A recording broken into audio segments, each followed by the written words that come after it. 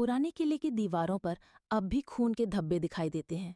कहते हैं सदियों पहले वहां एक रानी को जीवित जला दिया गया था। उसकी चीखें आज भी आधी रात को गूंजती हैं। गांव वाले किले के पास जाना तो दूर, उसका नाम लेना भी अशुभ मानते हैं। कई लोगों ने कोशिश की किले में रात बिताने की, मगर सुबह उनकी लाशें बाहर मिली, आंखें फटी हुई, चेहरा डर से जकड़ा हुआ। इतिहासकार कहते हैं ये सिर्फ कथा है, लेकिन वहां की हवा में फैला सन्नाटा और रहस्यमयी परछाइयां कुछ और ही कहानी कहती हैं। एक छोटे से गांव में रीना नाम की लड़की अपने बीमार मां के लिए रोज नदी पार करके पानी लाती थी। एक दिन बारिश इतनी ज्यादा हुई कि नदी उफान पर आ गई। रीना ने बहादुरी से कड़ा संघर्ष किया, लेकिन उसकी चोटी फंस गई। उसने पूरी ताकत लगाकर खुद को बचाया, परंतु अंत में थककर गिर पड़ी। गांव वाले उसे बचाने पहुंचे, लेकिन रीना ने अपने अंतिम शब्द कहे, मां का पानी, मां का पानी। एक समय की बात है, एक मेहनती किसान रामू गांव में रहता था। रामू हर दिन सुबह सूरज निकलते ही अपने खेत में काम करने चला जाता। उसके पास बहुत छोटा खेत था, लेकिन वह कभी हार नहीं मानता। एक साल अचानक बहुत तेज बारिश हुई, जिससे उसकी फसल बर्बाद हो गई। रामू बहुत दुखी हुआ, पर उसने हिम्मत नहीं हारी। उसने फिर से कड़ी मेहनत की, अच्छे बीज और पानी का सही उपयोग किया। अगले साल उसकी फसल बहुत अच्छी हुई। गांव के लोग उसके संघर्ष और धैर्य की तारीफ करने लगे। रामू साबित कर दिया कि मेहनत कभी बेकार नहीं जाती। एक छोटे गांव में रामू किसान अपने पुराने ट्रैक्टर से खेत जोतता था। ट्रैक्टर पुराना था, लेकिन उसका साथी जैसा था। हर सुबह सूरज निकलते ही रामू और उसका ट्रैक्टर खेतों में जाते। ट्रैक्टर की गड़गड़ाहट पूरे गांव में गूंजती और बच्चे खुशी से दौड़ते। एक दिन ट्रैक्टर बीच खेत में खराब हो गया। रामू उदास हुआ, पर गांव वालों ने मिलकर उसे ठीक किया। फिर ट्रैक्टर ने पहले से भी तेज चलना शुरू कर दिया। रामू बोला, यह सिर्फ मशीन नहीं, मेरा परिवार है। सब मुस्कुराए और खेतों में सुनहरी फसल लहलहाने लगी। एक दिन न्यूयॉर्क शहर में पीटर पार्कर नाम का एक साधारण लड़का रहता था। वह पढ़ाई में अच्छा था, लेकिन कमजोर और अकेला रहता था। एक दिन उसे एक रेडियोधर्मी मकड़ी ने काट लिया। उसके बाद उसके अंदर असाधारण शक्तियां आ गईं। दीवारों पर चढ़ना, जाले फेंकना और ताकतवर बनना। शुरुआत में उसने अपनी शक्ति का उपयोग केवल मजे के लिए किया, लेकिन जब उसके अंकल बेन की मौत हुई, तब उसने सीखा कि बड़ी शक्ति के साथ बड़ी जिम्मेदारी भी आती है। इसके बाद वह स्पाइडर मैन बनकर शहर को बुराई से बचाने लगा। गांव में एक दिन तेज आंधी और बारिश आई। किसान रामू का खेत पानी से डूबने लगा। अचानक बिजली गिरी और खेत के बीच में आग लग गई।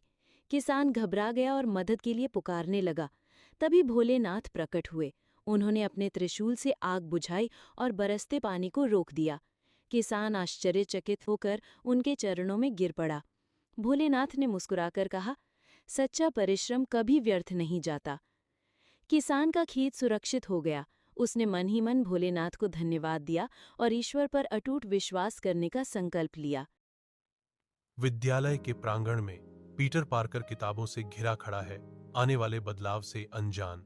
किस्मत ने हस्तक्षेप किया, क्योंकि एक रेडियोधर्मी मकड़ी नीचे उतरी। उसके दांत पीटर की त्वचा में धंस गए। पीटर के ऊपर चक्कर आने लगता है और वह चिल्लाता है, मुझे क्या हो रहा है।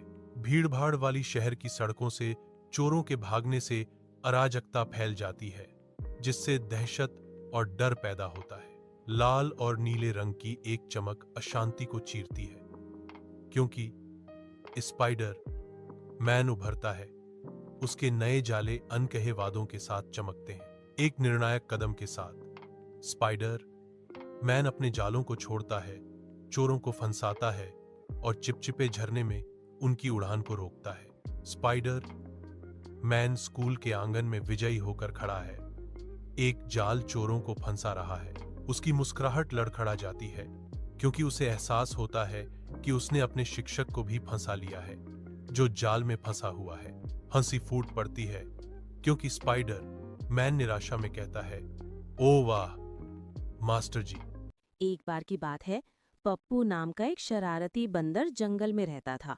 वो हर दिन नए नए करतब करता और सबको हंसाता। एक दिन पप्पू ने सोचा, क्यों ना बड़ा मजेदार कारनामा किया जाए। उसने सब जानवरों को बुलाया और एक बड़ा नृत्य प्रतियोगिता का आयोजन किया। पप्पू खुद हाथ से नृत्य करने लगा, मगर नाचते नाचते वो फिसलकर कीचड़ में गिर पड़ा।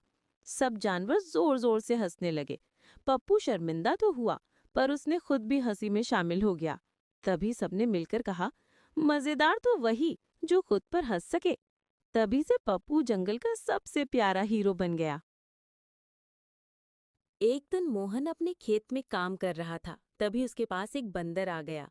बंदर बहुत शरारती था। मोहन ने उसे दूर भगाने की कोशिश की, लेकिन बंदर ने उसकी टोपी चुरा ली। मोहन जोर जोर से चिल्लाने लगा, मेरा टोपी वापस करो।